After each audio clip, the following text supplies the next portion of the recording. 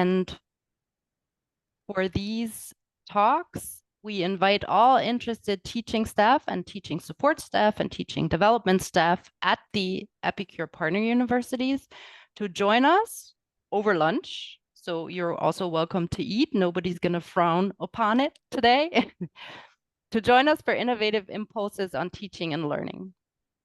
In the EPiC EduTalks, which last from 12 to approximately 12:30, we have invited educators, like we have Marc and Fabia today, to briefly present their experiences with an innovative teaching and learning offer. And then these invited speakers, will be available for your questions and your ideas. In the cafes, which start approximately at 12:30, you can exchange, and there will be exchange opportunity in, I'll call it game form, to meet others across the Alliance for more inspiration. So we're very happy you're joining us today. It feels a little bit weird to me because I can't see you right now because something is off with my settings. But I hope you're all there, and I hope you're all happy. And I'm very excited to introduce Marc first, who will be together with Fabia presenting today's EPiC EduTalk. And today's talk relates to EPiCUR's priority area, sustainable transformation. Namely, Marc and Fabia will share their insights on teaching sustainability, using the SDGs as building blocks to address students as change makers. Again, after their impulse, there will be room for your questions and discussion of ideas following their presentation. So, who's Marc?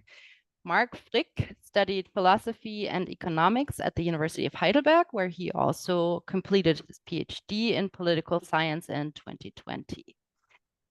Currently, Marc works as a project coordinator in the General Secretariat at the University of Basel, where he is responsible for the University of Basel's involvement in the University Alliance's Eucor and EPiCUR. As a lecturer, Marc teaches courses on sustainability in the degree programs of the Department of Social Sciences at the University of Basel.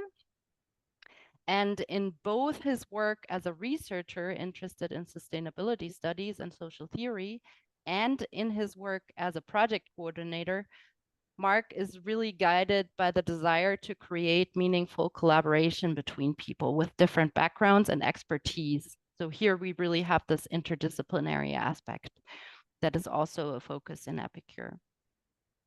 To Marc, he has told us that what is particularly important in his teaching to him is the complex problems of sustainable development that we face cannot be solved by any one profession or discipline, let alone any one individual. Therefore, according to Marc, meaningful education should seek to connect the diverse expertise, interests, and motivations present in a classroom. The results that are possible when we provide a framework that allows students to own the subject and take responsibility for the topics they care about is what inspires and motivates Marc as a teacher. Okay, very happy to have you, Marc, even though I can't see you right now. Yeah. Coming to our second speaker, Fabia Willi. Welcome, Fabia. Fabia has a bachelor's degree in international business and cultural studies from the University of Passau in Germany. And her passion for teaching and learning in higher education, she told us, began early during her time as a tutor in aesthetic communication at the Department of Romance, Literature and Cultures. Currently, she's pursuing a degree in European Global Studies with a focus on sustainability and migration at the University of Basel, where she is also a member of the EPiCUR and Eucor coordination team. And her dual role as both a student and an educator allows her to approach teaching and learning from a unique perspective, since she can integrate insights from both perspectives, from both experiences. And in her opinion, the value of engaging with other educators lies in the opportunity to exchange best practices and discuss the challenges we face. So collaboration, according to her, not only allows us to refine our teaching methods through the benefit of their expertise, but also often sparks innovative ideas and fresh perspectives. So welcome, Fabia. Okay, and the stage is yours. So we're very excited to listen to what you have to say to your talk. Great. So thank you, Dorte. Thank you, Lisa, for these very kind words of introduction. I'm going to jump right into it, and then we'll be excited to discuss with the broader audience in this seminar. So today we would like to present our trinational seminar, Sustainable Cities, Exploring Your City Through the Lens of the Sustainable Development Goals, Mapping, Analysis, and Action. The seminar took place as a hybrid block week in February 2024 and brought together students from France, Germany, and Switzerland. Before going into details and explaining our didactic approach, I would like to give you some key figures about the seminar. So in the seminar, 20 students from both undergraduate and graduate programs attended the course. The students came from a variety of disciplines, including social sciences, sustainability studies, economics, political sciences, urban studies, and the humanities. The seminar was officially organized as a Eucor seminar, which means that it was open to students from all 5 universities in the Eucor network. Accordingly, it was officially advertised and recognized as a course at the University of Strasbourg and Haute-Alsace in France, Freiburg and Karlsruhe in Germany, and Basel in Switzerland. The seminar itself took place mainly over the course of a week, with each day lasting from 9 a.m. to 5 p.m. Learning rooms were available at all participating universities and via Zoom. The course content itself was taught on site in Basel and transmitted via Zoom, which was also the main platform for dialogue between the students during the more theoretical parts of the seminar, mainly in the mornings.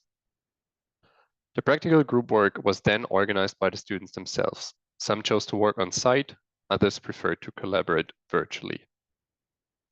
Our decision to organize and run the course this way had a lot to do with the objective we wanted to pursue with the course.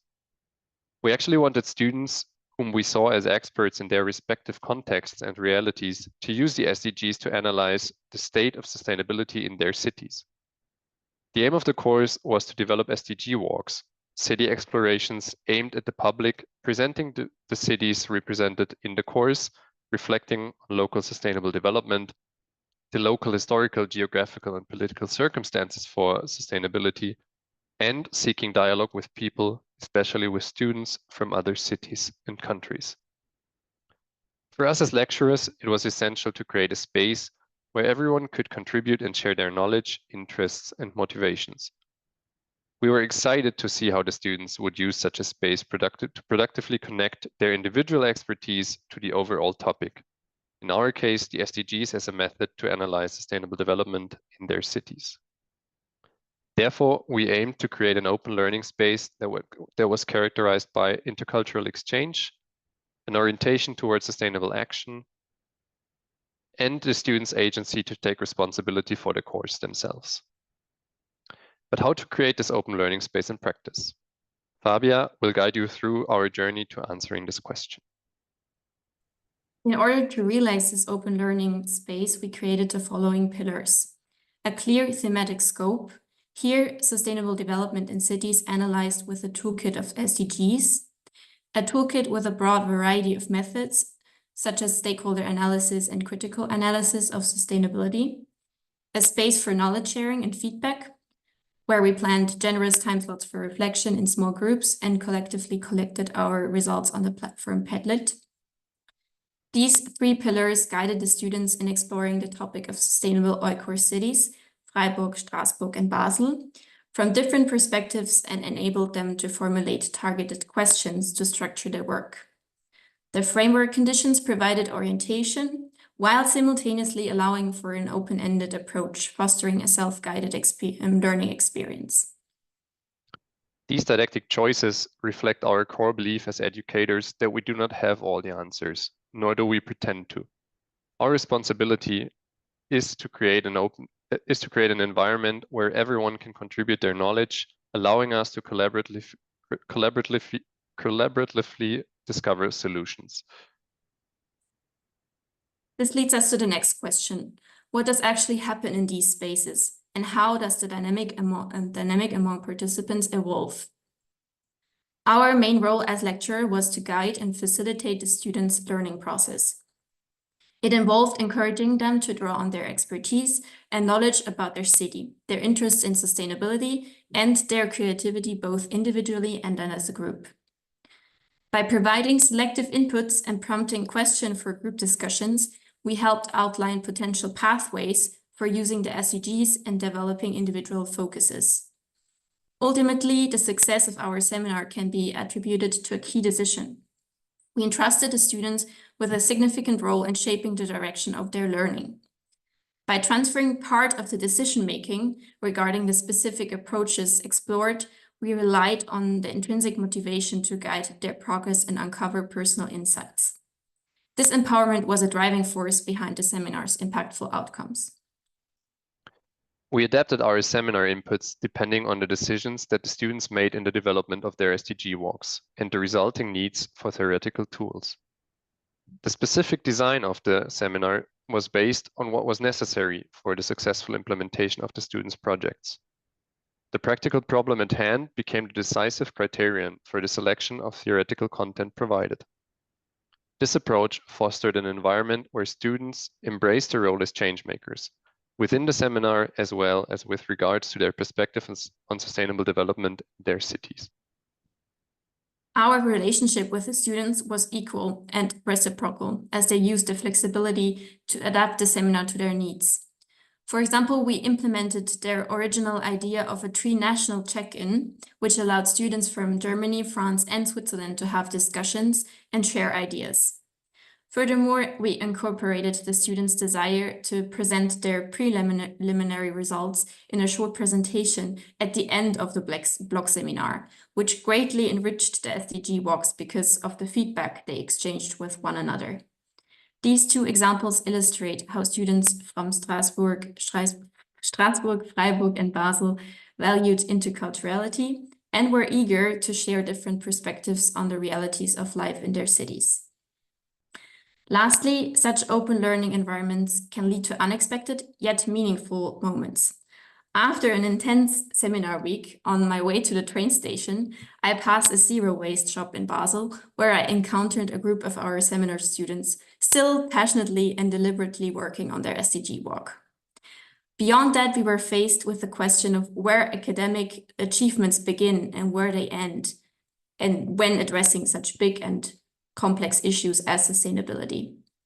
One notable example is a student who reached out to the UN for permission to use their logo on her self-designed website and who collaborated with the Nutrition Forum for her SDG walk.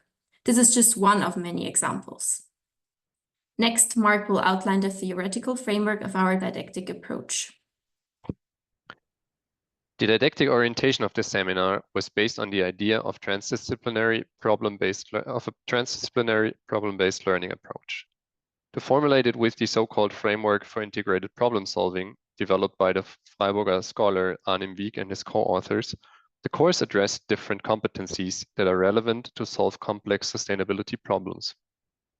We would like to name some challenges that had to be overcome throughout the seminar and how these challenges are connected to specific competencies. Of central importance was the interpersonal competency, particularly when it came to reflecting on different interests and possible conflicts of interest that needed to be mitigated. One question that came up was, what are the different needs within a neighborhood that need to be taken into account when designing public spaces or transport infrastructure? The trinational setting of the seminar highlighted another competency, namely the intercultural competency, for example, when we discussed the adequacy of proposed solutions depending on the cultural and political context.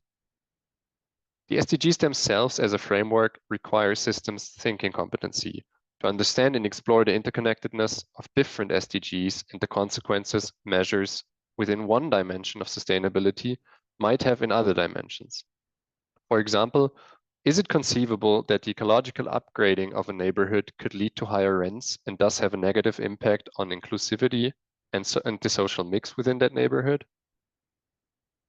Strategic thinking competency became important, particularly when considering relevant decision-making bodies, legal frameworks, and societal obstacles.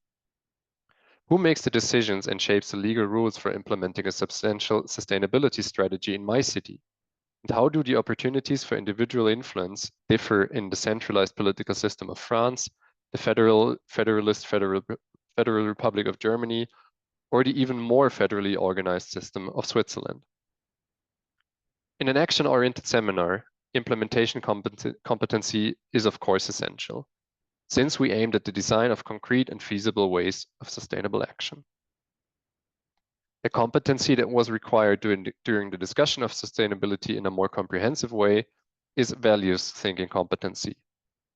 The students themselves repeatedly highlighted the importance of incorporating justice, equality, diversity, and inclusion as target dimensions for sustainable development in general, but also quite hands-on regarding their SDG walks. Several of the SDG walks have been designed to be barrier-free so that people with mobility impairments can participate and explore the city from the outset, taking into account their specific mobility needs. This anecdote is another example of how the students had a decisive influence on the seminar and the issues covered, an experience that Fabia will now explore in more detail.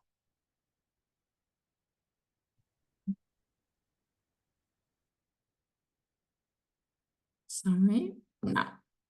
By encouraging open feedback at all times, the students engaged with our didactic approach and identified areas needing more attention, such as intercultural competency as mentioned.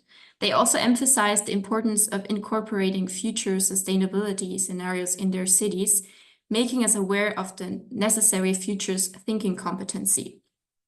This process underscores the iterative quality review of the course, benefiting both the students and us as instructors. Thanks to their valuable and constructive feedback, we can now offer an improved version of the course. Now we would like to share some further learnings with you. The students really appreciated the clear daily structure of the seminar and the balanced mix of theory and practice. However, they also emphasized the significance of an introductory round and interpersonal interaction. It made us aware that planning more time in the seminar for building connections among participants lays the foundation for a successful teamwork, which is also crucial to the overall success of the seminar. Furthermore, given the open learning environment, we recognize that it is important to clearly define assignments to ensure the seminar runs smoothly. In addition, a proportionally greater supervision effort can be anticipated since some students are not used to such an open learning experience and require more guidance.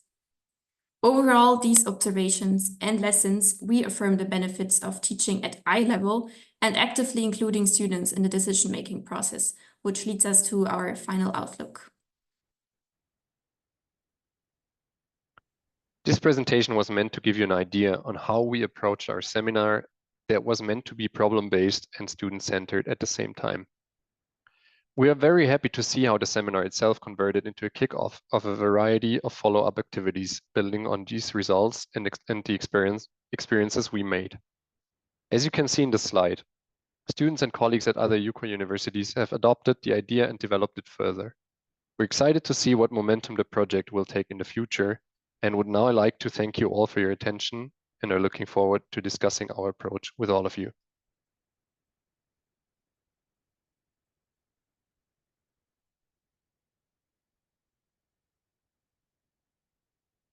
Yes, thank you so much for your attention. We also brought some discussion questions that we would like to read to you.